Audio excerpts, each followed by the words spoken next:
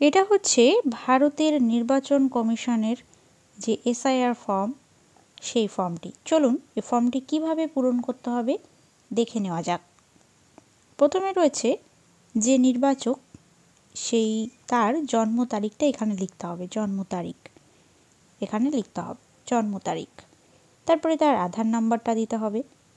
তারপরে তার mobile number, এই যে জন্ম তারিখ, আধার নাম্বারটা। তারপরে তার মোবাইল সচল আছে, অর্থাৎ কল ঢুকবে এরকম একটা মোবাইল নাম্বার দিতে হবে। তারপরে তার রয়েছে পিতার নাম, তার বাবার নাম লিখতে হবে। তারপরে তার বাবার যে ভোটার কার্ড আছে, তার যে এপিক নাম্বার সেটা লিখতে হবে এখানে। তারপরে রয়েছে মায়ের নাম, মায়ের নাম লিখতে হবে এখানে, ঠিক আছে। তারপরে মায়ের যে এপিক নাম্বার সেটা লিখতে হবে এখানে। তারপরে সে যদি বিবাহিত হয়ে থাকে তাহলে স্বামী অথবা স্ত্রীর নাম এখানে দিতে হবে। তারপরের লাইনে দিতে হবে স্বামী বা স্ত্রীর এপিক নাম্বার এখানে। এরপরে আসছে আসল মেন জিনিস, যেটা মানুষের সমস্যা হচ্ছে। যদি এমন কোনো ব্যক্তি যার 2002 সালের ভোটার লিস্টে নাম ছিল, সে তাহলে এই বাপাসের এই জায়গাটা পূরণ করবে। আর এমন কোনো ব্যক্তি যার 2002 সালের ভোটার লিস্টে নাম নেই, মানে তখন সে ভোটার কার্ড তার হয়নি, 18 বছর হয়নি, তাই জন্য তার নাম নেই, তখন সে এই পাশের কলামটা পূরণ করবে। কিভাবে পূরণ করবে সেটা চলুন দেখে নেওয়া যাক। প্রথমে এখানে নির্বাচকের নাম দিতে হবে, মানে সেই ব্যক্তির নাম, ঠিক আছে। এখানেই দেওয়া আছে নির্বাচকের নাম, উপরে দেওয়া থাকবে। এই নির্বাচকের নাম দিতে হবে। তার এপিক নাম্বার, যেটা 2002 সালের ভোটার লিস্ট যেটা সেখানে ছিল, সেই নামটা দিতে হবে, নাম্বারটা, এপিক নাম্বারটা।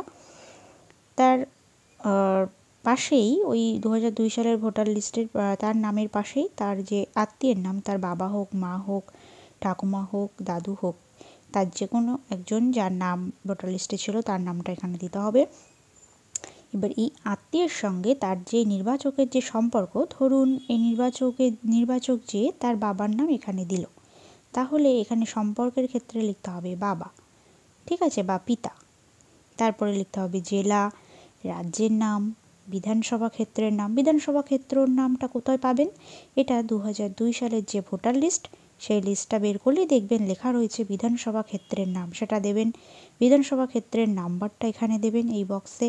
তারপরে অংশের নাম দেবেন, ক্রমিক সংখ্যা দেবেন, ঠিক আছে। এগুলো সবই 2002 সালের ভোটার লিস্টে পেয়ে যাবেন। এরপরে এই পাশে আসছি, যে যাদের 2002 সালে নাম ছিল না ভোটার লিস্টে, ঠিক আছে, তাদের এই পাশের এইটা পূরণ করতে হবে, এই কলামটা। এখানে দিতে হবে নাম, এখানে নাম দিতে হবে কার? তার 2002 সালের যে ভোটার লিস্ট ছিল, তার বাবা হোক, মা হোক, তার যার নাম ছিল, হ্যাঁ, যে ফর্মটা ফিল আপ করছে, তার বাবা হোক, মা হোক, ঠাকুমা হোক, দাদু হোক, তার নামটা এখানে দিতে হবে। তার এপিক নাম্বারটা দিতে হবে। এবার এই যে ব্যক্তি, তার যে ভোটার লিস্টের পাশেই যে নামটা দেওয়া আছে, স্বামী হোক বা স্ত্রী হোক, তার নামটা, বা পিতা হোক, মাতা হোক, এখানে দিতে হবে তার নাম। তারপরে তার সাথে কী সম্পর্ক সেটা দিতে হবে। তারপরে জেলা, রাজ্যের নাম, বিধানসভা ক্ষেত্রের নাম, বিধানসভা ক্ষেত্রের নাম্বার, অংশ, ক্রমিক সংখ্যা, এগুলো 2002 সালের ভোটার লিস্টেই আপনি পেয়ে যাবেন, জেনে যাবেন। এরপরে আসছে এখানে নির্বাচক, যে তার এখানে সাইন করতে হবে, সই করতে হবে, ঠিক আছে। আর যদি সে সই না করতে জানে, তাহলে তাকে বৃদ্ধা আঙুলের, ওই বুড়ো আঙুলের টিপস চাপ দিতে হবে, চাপটা দিতে হবে, ব্যাস, তাহলেই হয়ে গেল। আর আপনাকে একদম উপরে এখানে আপনার ছবির পাশে এখানে একটা পাসপোর্ট সাইজের ছবি আপনাকে পেস্ট করতে হবে। ওকে, আশা করি আপনাদের আর কোনো সমস্যা রইল না। ফর্মটি কীভাবে পূরণ করবেন জেনে গেলেন। এসআইআর ফর্ম ফিল আপ সংক্রান্ত যদি আপনাদের কোনো জিজ্ঞাসা থাকে বা কোনো প্রশ্ন থেকে থাকে, তাহলে অবশ্যই আপনি কমেন্ট করে জানাবেন। আমি নেক্সট আবার ভিডিও করে আপনাদের সেই ডাউটটা ক্লিয়ার করে দেব। আর আমাদের চ্যানেলে নতুন হয়ে থাকলে চ্যানেলটি অবশ্যই সাবস্ক্রাইব করে দেবেন। ধন্যবাদ।